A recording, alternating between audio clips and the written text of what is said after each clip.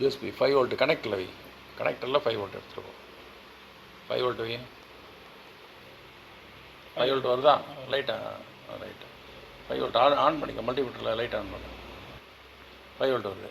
Right. அடுத்தது ஐசிக்கு போ. ஐசிக்கு போ. கிரவுண்டில் வச்சுக்கிட்டு ஐசிக்கு போ. கெப்பாசிட்டருக்கு வருதா? 5 வோல்ட் எங்கே மல்டிமீட்டரில் கம்மிக்குதா? ரைட்டு. அவுட்புட்டு அடுத்தது அவுட்புட்டு 4.2 வோல்ட். இது வரேன்.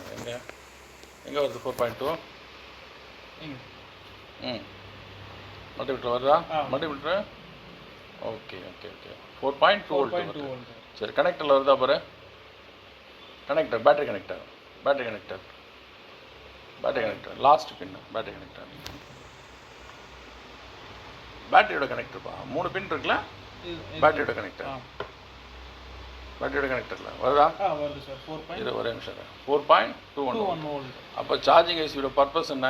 5 வோல்ட் இன்புட்டு, அவுட்புட் வந்து 4.2 வோல்ட். இப்போ இதில் வரலன்னா ஃபஸ்ட்டு ஸ்டேஜ் அங்கே பார்க்கணும். ஃபஸ்ட்டு கனெக்டர் பாருங்க.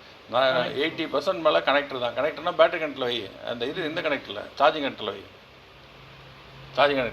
சார்ஜிங் கனெக்டர்னா ஐசியில் வைக்கிறேன். கனெக்டரில் வைப்பா. 5 வோல்ட் வருதா? Right okay. அதே சார்ஜிங் ஐசிக்கு வருதா பாரு. சார்ஜிங் ஐசிக்கு 5 வோல்ட்டு. ஒரு சைடு கிரவுண்டு, ஒரு சைடு வோல்டேஜ் 5 வோல்ட்டு. அவுட்புட்னா வரணும் 4.2லேருந்து 4.4 வோல்ட் வரணும். வருதா? சரி. கனெக்டர்லேயும் அதே வோல்டேஜ் வரணும். ஒருவேளை அது போல் ஏதாவது விடுபட்டு போயிருந்தால் ஜம்பர் அடித்து பண்ணணும். சரியா? ஓகே.